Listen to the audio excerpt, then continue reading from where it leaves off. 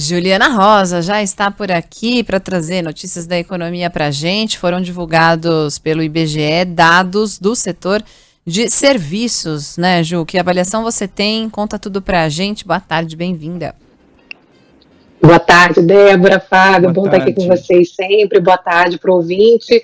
Olha, o número decepcionou. O número de fevereiro mostrou que o setor de serviços caiu e havia uma expectativa de crescimento. O setor de serviços é o mais importante da nossa economia, o que mais pesa no PIB, o que mais gera emprego, que é setor de turismo, bares e restaurantes, lazer. E o que a gente vinha acompanhando é que no comecinho do ano, janeiro, por conta da Ômicron, teve uma redução de mobilidade, de circulação de pessoas, então o setor de serviços acabou sofrendo por conta disso. Mas fevereiro havia já uma melhora da situação pandêmica, então havia uma expectativa de crescimento desse segmento de serviço. O resultado veio negativo, o número de fevereiro traz um resultado em relação a janeiro, segundo o IBGE, mostrando queda de 0,2%. E o que a gente consegue perceber, olhando aqui por dentro, é que a gente tem uma inflação que está atrapalhando muito a recuperação da economia. Setor de serviços, normalmente, é aquilo que não é essencial.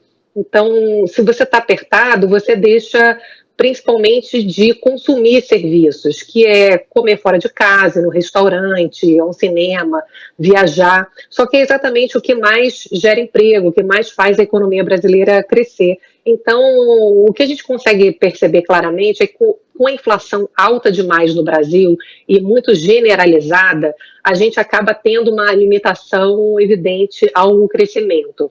É um problema mundial. Hoje, os Estados Unidos divulgaram a maior inflação em 40 anos, desde 1981, que não se tinha uma inflação tão alta nos Estados Unidos, mais de 8% a inflação por lá. Por isso, estão subindo os juros.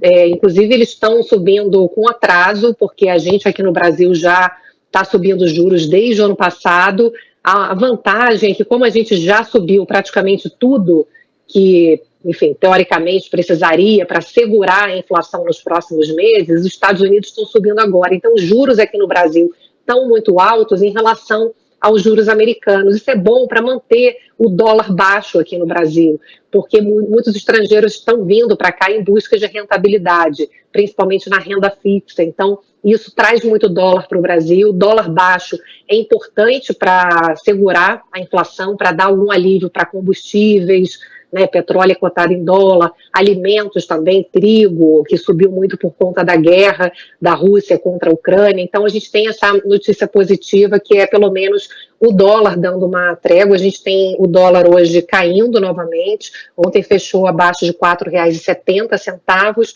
agora está R$ 4,66. Então, continua caindo. Você vê, mesmo com uma expectativa de que haja aumento de juros nos Estados Unidos. Normalmente, você tem uma retirada de dinheiro de países emergentes quando os Estados Unidos aumenta juro. Mas como aqui o juro está tão mais alto, a gente tem essa vantagem de ter o dólar mais uma tendência de queda, por enquanto, dando um alívio aí para o nosso bolso. Outra notícia favorável é que a conta de luz vai diminuir, né? São Pedro mandou bastante chuva, a gente vai começar a pagar uma energia mais barata, que é aquela energia das hidrelétricas, que é gerada através da água e não através de óleo diesel, de gás, que são as termoelétricas. Então, isso dá um bom alívio. Já a partir do mês que vem, a gente vai ter a retirada daquela bandeira escassez hídrica, que era bastante pesada, era quase R$ 15 aqui a cada 100 kWh consumido. E, enfim, o remédio amargo, que é esse juro alto, né? O Banco Central já informando, ontem o presidente do Banco Central disse que a inflação surpreendeu aqui no Brasil, tem vindo mais pesada ainda do que já se imaginava, e que, portanto, o mercado financeiro acha que as declarações do Banco Central acabam deixando aberta a porta para uma possibilidade de juros ainda maiores do que estavam inicialmente previstos. Então, a gente pode ter uma taxa Selic superando 12,75%. Isso aí encarece crédito, dificulta financiamentos, mas é a forma que o Banco Central, no mundo todo, né, os bancos centrais têm de tentar, dificultando o consumo, segurando repasses de preços das empresas para o consumidor final. E é um ano duro, né, que a gente tem aí para o Brasil e para o mundo, mas principalmente para o Brasil, para países ainda em dificuldade de crescimento, porque os Estados Unidos vão ter que desacelerar a economia, mas eles estão com praticamente pleno emprego lá. O desemprego está muito baixo nos Estados Unidos. Aqui é um desemprego alto, está diminuindo, mas é um emprego precário, muita gente endividada, então é uma inflação que vem por conta da pandemia, vem por conta de guerra, mas que pega o Brasil numa situação ainda de muita dificuldade, né? Ju, e você disse, é um remédio amargo, né? Quer dizer, o dólar está caindo, mas a que custo? Com o juro subindo, né? O juro lá em cima. Pegando a notícia de hoje, setor de serviços em queda. A gente espera que isso não desemboque na inadimplência, né? Porque a gente já teve em fevereiro um índice recorde de inadimplência no Brasil mais alto dos últimos 12 anos. Então, quer dizer, o remédio é amargo e pode ter consequências lá na frente, consequências graves também, né?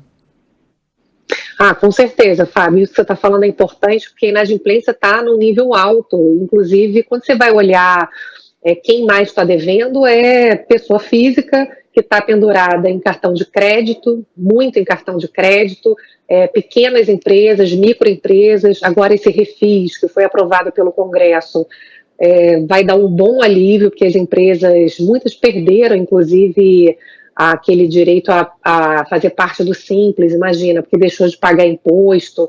Então, aí você encarece ainda mais, né, juro, fica mais difícil as pessoas poderem sair dessa situação de endividamento. É realmente um remédio amargo.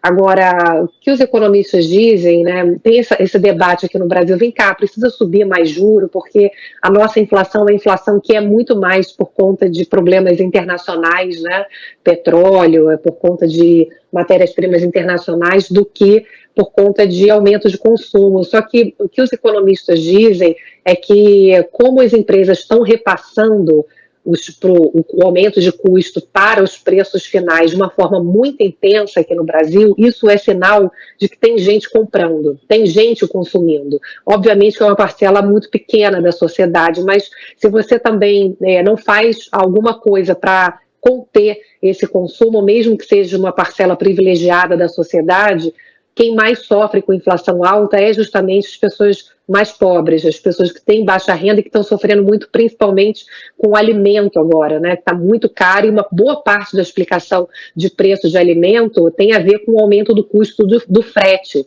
Então, a gente precisa primeiro debelar essa questão inflacionária para depois ter condições de ter um crescimento melhor, com mais emprego. É difícil realmente imaginar que o Brasil possa ter um crescimento mais forte com uma inflação alta, né? É insustentável. Mais cedo a gente colocou aqui a declaração do presidente Jair Bolsonaro sobre, reclamou que tudo cai no colo dele, né? Até o Fábio falou, bom, no meu é que não tem que cair. E aí ele falava... Ele é o presidente, né? Não eu. E falava sobre o aumento do preço dos combustíveis, e ele falava, mas o combustível tá caro não só no Brasil, na Europa, nos Estados Unidos, e muitos ouvintes escreveram falando o seguinte, bom, mas compara, por que ele não compara o salário mínimo também do Brasil com o salário mínimo em países da Europa, por exemplo? Ou como você falava, a questão do desemprego, né? Nos Estados Unidos, emprego a todo vapor, é uma movimentação diferente na economia. E, enquanto isso, a gente não tem dados atualizados por causa da greve dos funcionários do Banco Central, né, Ju, que acaba atrasando a divulgação dessas informações de projeções para mercado, inflações, juros, câmbio e tudo mais. Então, a gente fica nessa incerteza, né? Está no escuro, né? E, Débora, se tiver aumento salarial, porque tem várias categorias pressionando por aumentos salariais no serviço público. Não é que não sejam merecedores, né? A gente sabe que várias categorias, inclusive, estão sem reajuste há muitos anos. Agora, a gente tem uma dificuldade orçamentária nesse momento. Passamos por uma pandemia, algo inédito. Estamos vivendo efeitos da guerra, uma inflação de mais de 10% no Brasil, uma inflação disseminada, que é o que os ouvintes estão dizendo, né? Será que não é hora do governo fazer uma proteção social, algum subsídio maior a Vale Gás, né? A algum tipo de de subsídio aos caminhoneiros, enfim, a gente sabe que o governo agora está falando em baixar imposto de produtos importados para dar algum alívio para preços finais na indústria. Enfim, a gente precisa realmente, o mundo todo está fazendo movimentos para proteger a sociedade. Então, gastar agora dinheiro para dar reajustes de salários, enfim, pode fazer com que não haja dinheiro suficiente para fazer outras políticas públicas essenciais para a população que está passando de muita dificuldade. E isso é uma discussão que precisa ser feita no Congresso, né? E realmente o mundo todo está fazendo políticas de proteção à sociedade, principalmente aos mais vulneráveis nesse momento de inflação disparando no mundo todo, né? É uma discussão importante e relevante que precisa ser feita e ser tomada o quanto antes, né? Sem dúvidas. Juliana Rosa, que volta a conversar com a gente amanhã no Band News no meio do dia e ao longo da programação aqui dos canais do Grupo Bandeirantes de Comunicação. Até mais, Ju. Um beijão, bom dia.